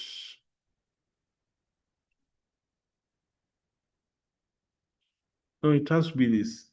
Let me make a temporary batch tool. Then I go to the next. Then we need to select our images. So I want to select Feb, March. So you can see how easy it is. April. And all batches can work all tools can work in batches. Even the other, for example, it can work in batches. So this input, the one I want to use for whatever is this one, national boundary. So the output raster is going to be, this is the name it's going to give it, extract by mask. So I can just call it. Yeah. No, it will be mask. Then out raster, I can call it. I don't play around with the formula. So I can call it raster. So it will have like that. Mask, raster, then the name. These names. Yeah. Which name it will do it like that. Just a moment. Hello. Yes, doctor. I'm doing good, doctor. How are you doing? Because I ran, eh? Oh yeah. Did I do run? Yeah, I did. And you can see that all these ones are here. This is March. Yep. Let me just arrange them in order. Then this is Jan. So I can now remove these old ones because they are quite big and I may not need all of them.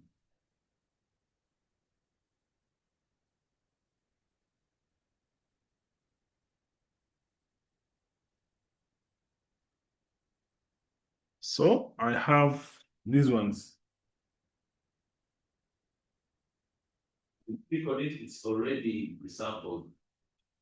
No, it's just cut. It's masked. And you can see that one that you're seeing is Jan. If I switch off Jan, you see Feb. You see, that's March. That's April. Now, the darker, because if I look at these values, the brighter, the more the rain. Hey, You see the that? scale is already on that. Yeah, it's already here. You see that? You see these brighter things? This is where most of the rain was. This is around Lake Victoria. Yeah. So if I put back, in Jan we had less rain. You see that all this northern Uganda, we have black. The rain is quite not so much. Had some rains around the Lake Victoria. Then if I switch off that one, so you see the Lake Victoria at that time, of Feb. Yeah, it started going around here. Now, if I remove that, you see that now it's March. It's coming back. It's actually more distributed when you see the April one. This is rainy, Rainy season. Yeah. everywhere rain. Yeah. And you can see, you can even change these scales. If you're not so happy with the way, with that dark thing, you can just click here. When I click there, I can create a band. You see these bands here? I could use a different band. Let's say I'm using, let me see if I have one that has red and blue. Would this work? Yeah, this will go. Well, you see the darkest blue, that's the more rain. So it's fine.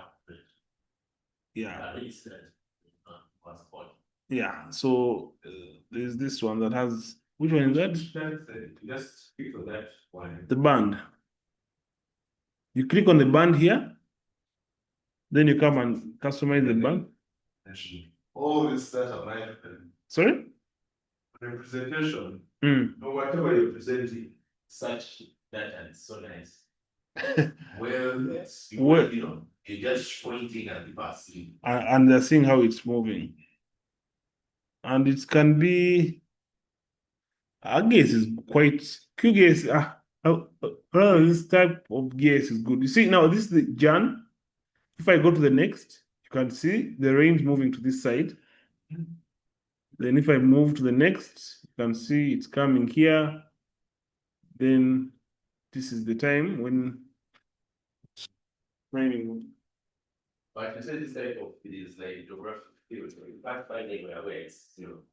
Geographic field. You can't tell that. But for rain, you can have zero. It's a field. Okay. It's a field where it's not nominal data. It's a geographic field because it's covering everything, but it's not nominal data. What I mean by, okay, it's not the data that doesn't know arithmetic zero would be temperature, because you can have zero rain. And that's the problem. There's no rain. Yeah, there's no rain. Zero means nothing. But for temperature, zero doesn't mean nothing. Makes sense? Yeah. So let's first do something like this. You're kind of exhausted.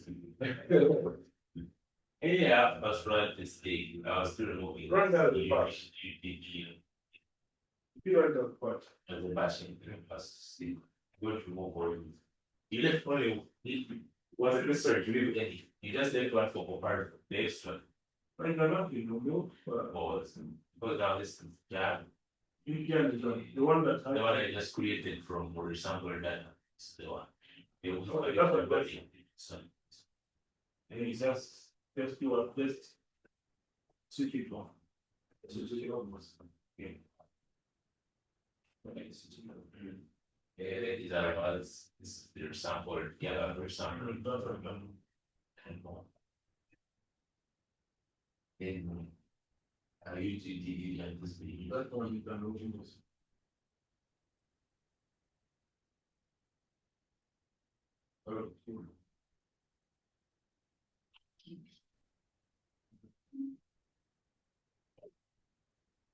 Okay, now you bring the other one. This can be talking, they bring the others, just to agree. Yeah. No, yeah, and okay. No, look, I I look at it. yeah, that's what This one is was changed. Yeah, I had it. I wrote it. I said it. Because you need to click from there. And now we go to Our roads. it's like Mas and that's the right.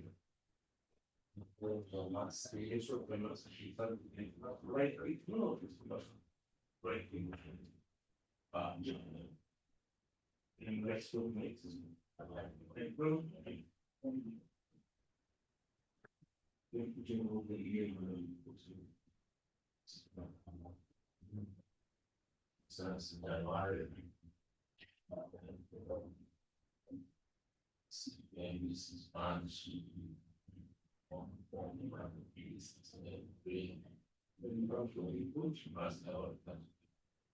It's a national boundary, but you have this is a thing. It's After it finishes, then you remove the joints. Then you leave the new one. yeah, it will come accept as massive purpose. Okay. That's quite something now.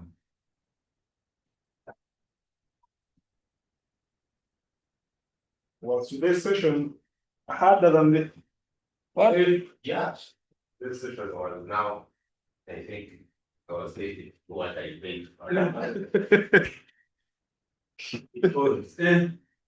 You're getting deeper into what you paid for.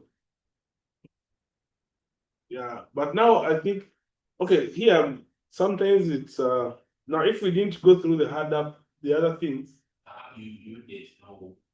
yeah, like the coding system things, It's very relevant. yeah.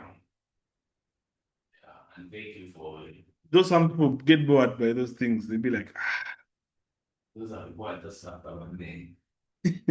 Just when I just want this get and I make my we just feel like is there a way we can jump to these things and be like little can jump all this. it's not always good to jump. So yeah, you can even try to stretch the values. We shall look at how we can No, I've done that. Okay, so there's another one. I think I did it with the fire.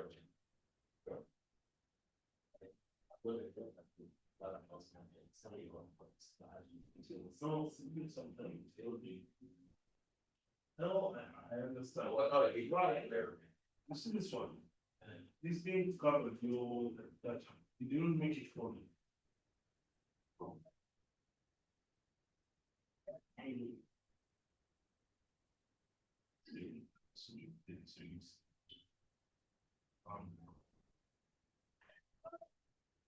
All those things that affect the mind already. Whatever is there, I should know that whatever is there in that ring, what is affecting my mind. Yeah. So now the people this is the real. try to arrange it in your mind. By this is. And then listen, if they're so big, you can see this. And implement that way.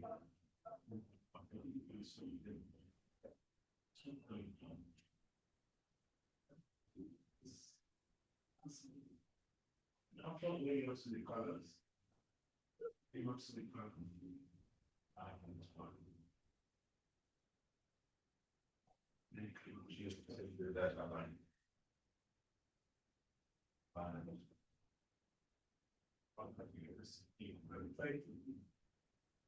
And we get.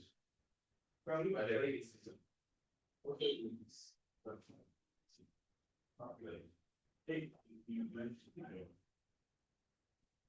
Now, if it's like this, it's showing the inverse.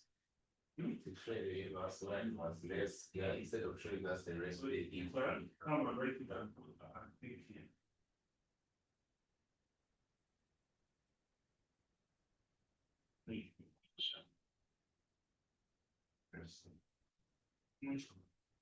Yeah, coach is, yeah. Well, thank you, man. Welcome. Depends on what you want to display. Now, the same method, for example, if you want to zero down the same district, the same method you have used, you can use it also. I can just control S. So, yeah. Or you could use stop part, the save button here. So I want to cover one last thing. Apart from this, let me just cover this. Now, in the symbology, there's something I didn't cover yet. When it comes to the catalog, yeah, you go to the other digital elevation model I gave you, the database. See this one? Yeah, yes, what? Yeah.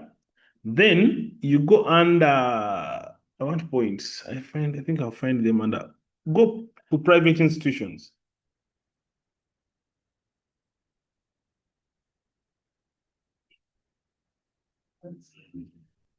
Hmm?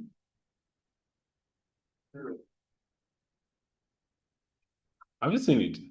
I'm there, but they dropped down, so presenting all. Yeah. How? Right.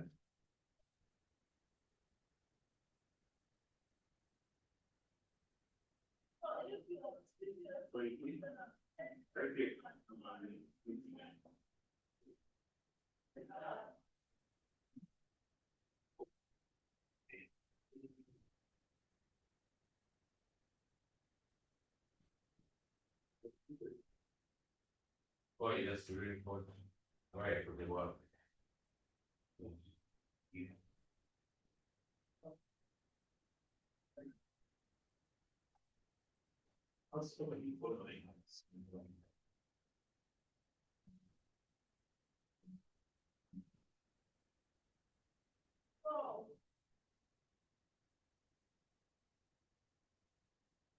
Like project rubbish, money, and relevance to see it.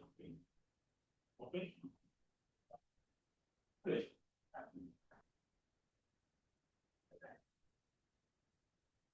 Yeah.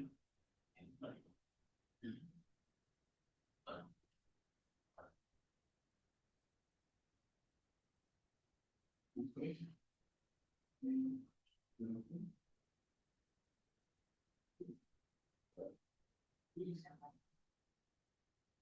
I don't know that one, but it's right. I don't have any sense, so it goes. Like, this one for software sometimes.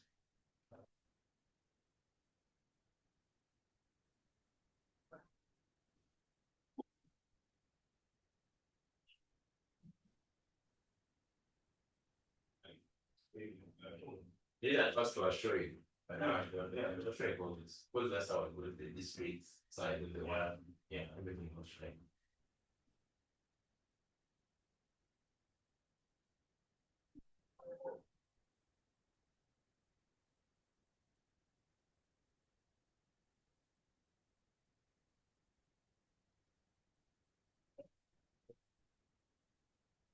Okay, well, I think the branding is.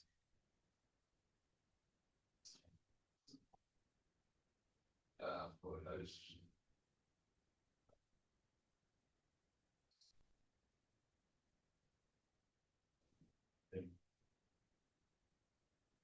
So now you go to. You can go to private. Okay, let's go to public institutions. I just want to get some points. There's education. Okay, you can go to health centers. I can just drag and put inside. You see, there are quite many. Let's switch off the red folder. Yeah, I can switch it off. No problem. That's what you're not taking, showing. Mind you. That's it, maybe. Don't say that. These are health centers, and let me just use the health centers without the mind. There were so many, but anyway. I mean, actually, you go to health centers, like 11. Yeah, this one, there are quite few. Depending on the whatever. Now, these are health centers. I think these guys already mapped them. If you click on one, you can see some of the details. This is Busho. Bushori Health Center. Yeah, the name, it's type B level, all those things they're in there. However, I want to talk about the symbology. Sometimes we use these normal symbols. If I click on this one, it will take me to the symbology, which I can, if I go to the gallery, I can look at the symbols that are there. Now, ArcGIS Pro has a cool feature that can make you have a 3D kind of animated symbols. Like a house. No. For example, when you come to styles, okay, and I right click on styles, I want to add from the system style. I want to make sure that the 3D, I make sure that the 3D animated symbols are there. Even in the 2D, I make sure that the animated are there. This is what I do. Then I can say, okay. Now, if I go back to this symbology,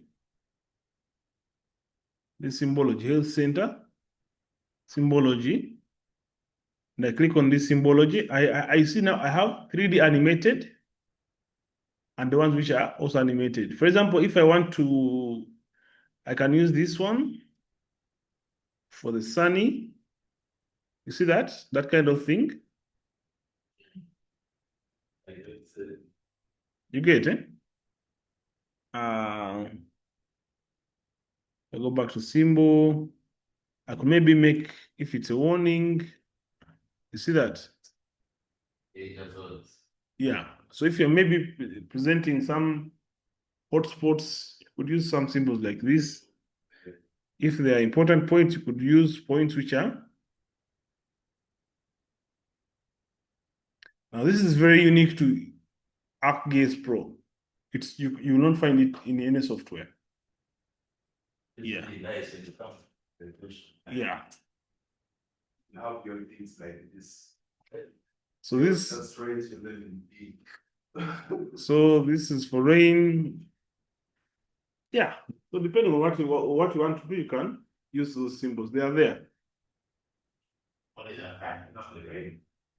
No, it depends on what you are. If the points are going to show areas which are where there's rain going to be, you can put that.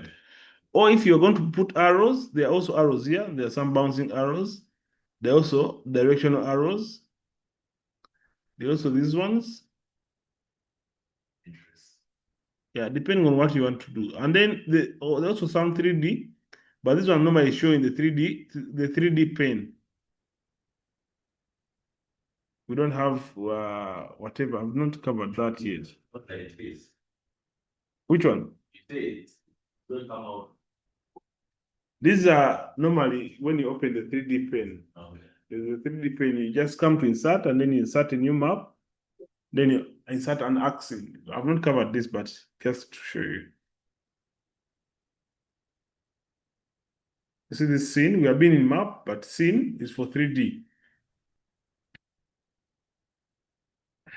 See now, instead of having the map as whatever, could have it this side. Like this. And then you could add also some layers if you want to add some layers. Okay.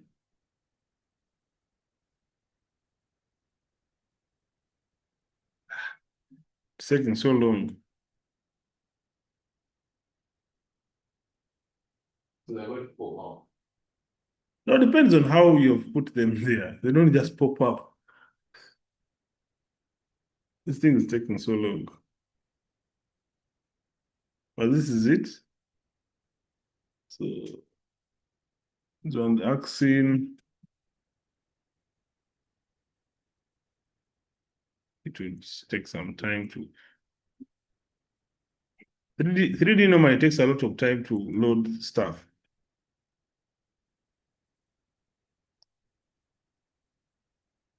Under the gallery, you could see there, I think there are some trees, there are windmills.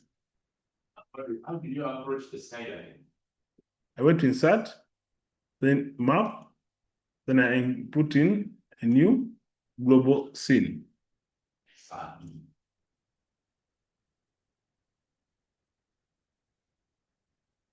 This one will take you some time.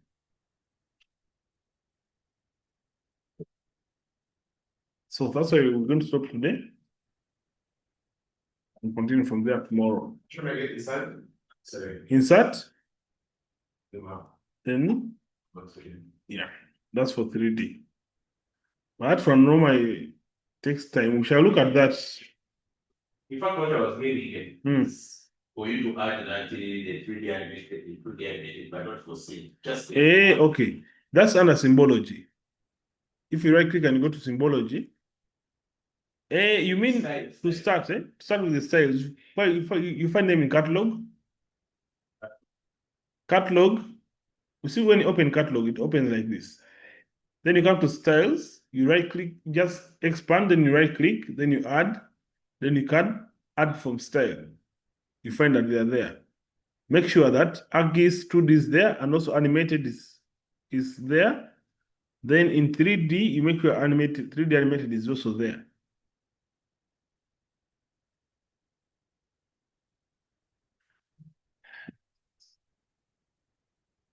So we can stop there.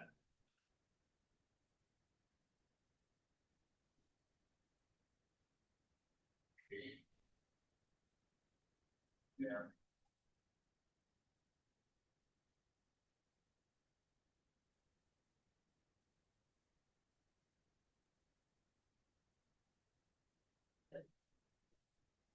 You've seen them? Yeah.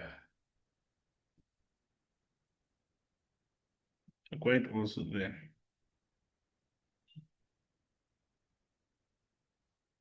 But depending on what you want to put.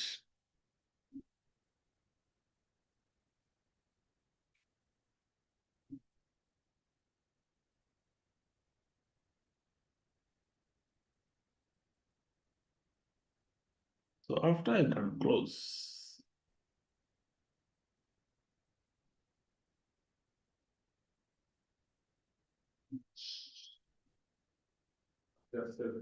Yeah.